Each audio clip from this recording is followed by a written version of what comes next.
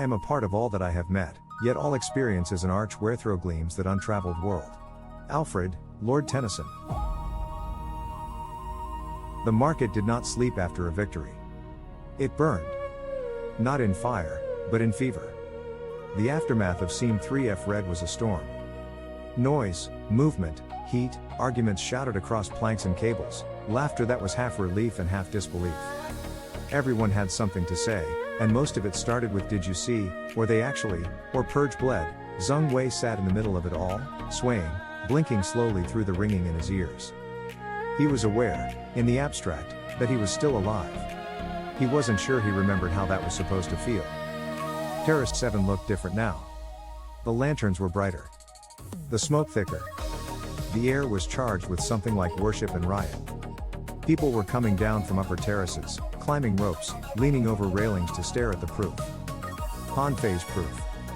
The two twitching, half-dead hunters were lashed to a tarp and suspended from an iron hook above the central square like grotesque trophies. The broken faceplate, white, perfect, beautiful in its ugliness, hung below them, turning slowly in the warm air. Every rotation caught the light from the lanterns and threw it in sharp flashes across the market's faces. For a heartbeat, every one of them wore that pale shimmer. For a heartbeat, every one of them looked like they'd seen God's teeth. The archivist stood under the tarp. Her black veils were drawn back just enough that Zeng could see her mouth. She was smiling. Not joy. Not pride. Something sharper. Confirmation, she murmured, voice smooth and low. Verification of potential. A wound in the patch that did not heal immediately. Han Fei stood a little too close to her, rocking on his heels like a child showing off a new scar. "You're welcome," he said. The archivist didn't look at him. "You endangered my platforms." "Yes," Han said cheerfully. "You antagonized 3 purge units." "Yes." "You dragged them back across a barely stabilized seam, contaminating 4 chains of structural integrity." Han's grin didn't falter. "Still yes." "You won," she finished softly. Han blinked. "Also yes." The archivist's smile widened by a fraction. "I dislike your methods," she said. "I dislike dying," Han said. "So we're even." Yun knelt in the small medic corner carved out of an old ship hull. The air smelled of herbs, blood, and metal polish. Her sleeves were rolled past her elbows, her hair was tied back, there was a streak of iron water on her cheek she hadn't noticed. Zeng sat on a low stool, eyes half shut, trying not to move. The child he'd carried, the one who'd whispered her loud, was asleep in his lap, wrapped in a too big coat. The younger one lay beside them on a mat, breathing shallow but steady. "You're lucky," Yun said without looking up. Zeng grunted. "I don't feel lucky." "You're alive," she said. "That's luck." He tried to smile, failed. "The nose?" "Broken," she said. "Feels right," he muttered. Yun's hand paused for half a beat, then resumed wrapping his arm. "You're infuriating," she said softly. He looked at her, but she wasn't meeting his eyes. Her jaw was set hard enough to crack. "I'm sorry," he said. "For what?" "For making you watch that." Her hand stilled again. When she finally spoke, her voice was tight. "Don't apologize for surviving." The child in his lap shifted. A small hand found his. Fingers curled around his thumb.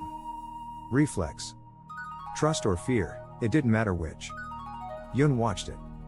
"They bonded to you," she said quietly. "Trauma does that," he said.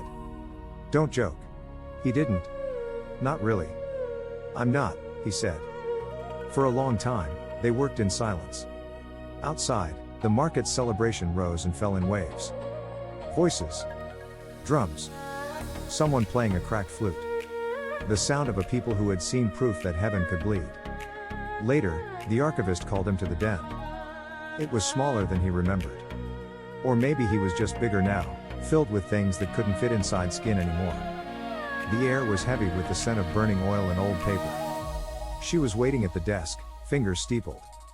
Red Throat lounged in the corner, mask tilted, and Morning Face stood behind the archivist like a shadow. "You touched the patch," the archivist said without preamble. Zeng blinked. "Yes." Directly. "Yes. You survived." He didn't answer. The archivist smiled. "Fascinating." Red Throat tilted their head. "He didn't just survive. He denied an escalation call." That's not possible. Nothing is impossible, Morning Face murmured, voice muffled through the weeping mask. Only expensive. Zeng's throat was dry. What happens now? The archivist leaned back. Now? We prepare. The patch will not ignore this. It will send something larger. We will call allies. We will use this. Use me, Zeng said quietly. Yes, she said. You are proof of concept. He laughed once, short and bitter. Concept of what? That a human mind can reject divine code, she said simply. That heaven can be rewritten. Her eyes glinted behind the veil. Do you understand what that means? He thought of the field. The chains. The endless gray. The hands reaching out. The children crying in a world that wasn't real. I understand, he said softly, that it means we're going to make them notice us.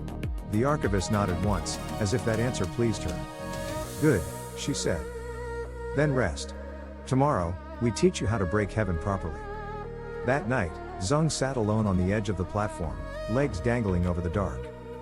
The market lights shimmered below like constellations that had fallen into water. Bite sat beside him, tail twitching. The small child, awake now, too quiet, curled at his other side. They didn't speak for a long time. Then the child said, "It sang to us." Zeng looked down. The patch? The child nodded. Their voice was thin, hoarse. It said, "Don't move.